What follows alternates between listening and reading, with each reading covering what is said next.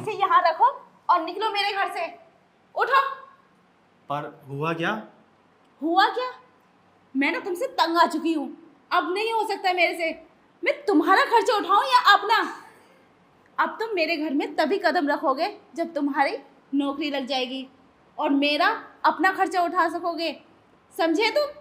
और मैं तुम्हारा खर्चा कब तक उठाऊंगी? मुझसे अपना नहीं उठ रहा। अभी मेरे थोड़े हालात ख़राब है तो बस इस वजह से मैं जल्दी से ही सब कुछ ठीक कर दूंगा ना।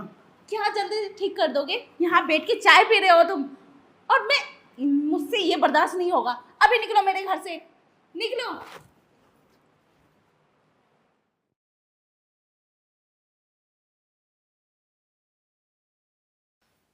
वो सीमा, तुम फिर आ गए अपनी गंदी सी शक्ल लेके। मैंने कहा ना, जाओ यहाँ से। वो मेरे पास ना किराए के लिए और खाने के लिए पैसे नहीं है। मैं जैसी काम लगेगा ना मैं तुम्हें वापस कर दूंगा। मुझे कुछ पैसे दे दो बस। शर्म आनी चाहिए तुम्हें मुझसे पैसे मांगते हुए। जाओ कहीं फुटपाथ पर बैठ के भीख मांगो। चले जाओ अभी अपनी शक्ल लेके। मेरे पास नहीं है तुम्हारे लिए पैसे। जाते क्यों नहीं हो? बड़े बेशरम हो।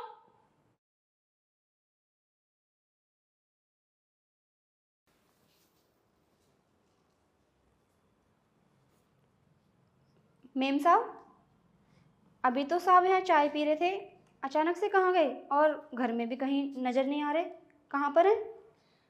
अब मैंने उन्हें अपने घर से बाहर निकाल दिया। मेम साहब, आप मजाक कर रहे हो ना? मजाक कर रही हो?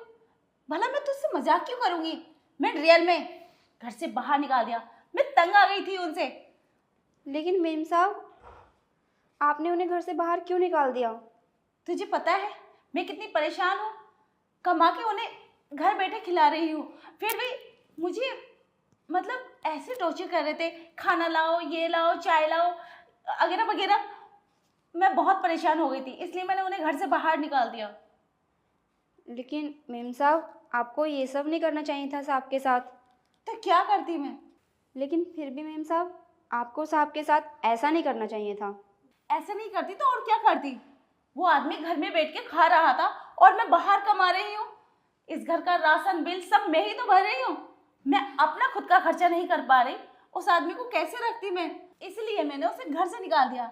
इस घर में उस आदमी का क्या काम जब सब कुछ मैं ही कर रही हूँ तो? लेकिन मेम साहब। चुप शांता, ज्यादा सवाल जवाब मत कर मुझसे। अपना काम कर। नौकरानी है, नौकरानी की हैसियत से रह। सांप की चमची है। ठीक है।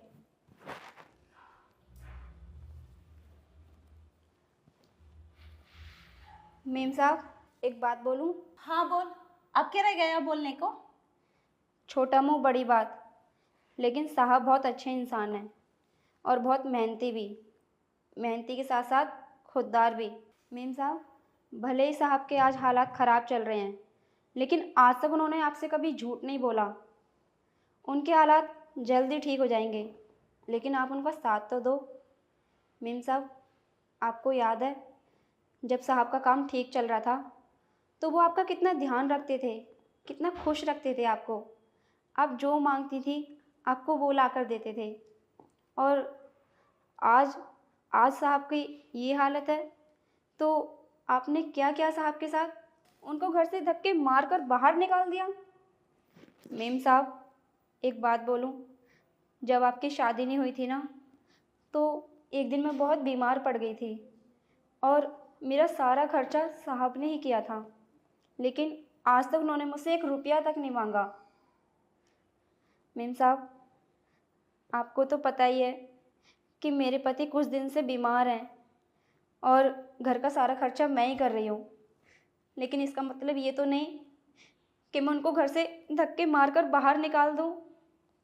मेम साहब, आप ये मत सोचना कि मैं साहब की तरफदारी कर रही हूँ। मेम साहब, बस मैं यही समझा रही थी, रिश्ते ना गाड़ी के 2 पहिए की तरह होते हैं। अगर एक पहिया डगमगा जाए तो दूसरा पहिया किसी काम का नहीं रहता।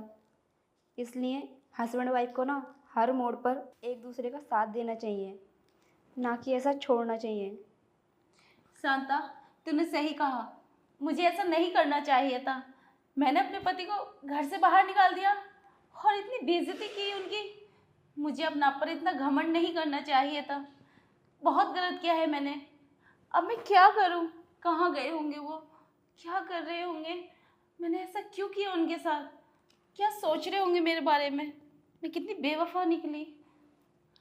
कोई बात नहीं मेम साहब, अब आपसे गलती हुई है और आपने अपनी गलती मान भी ली, तो कोई बात नहीं। आप ऐसा कीजिए, आप उनको कॉल कर लीजिए। हाँ शांता, ये तूने ठीक कहा। मैं अभी उन्हें कॉल करती हूँ।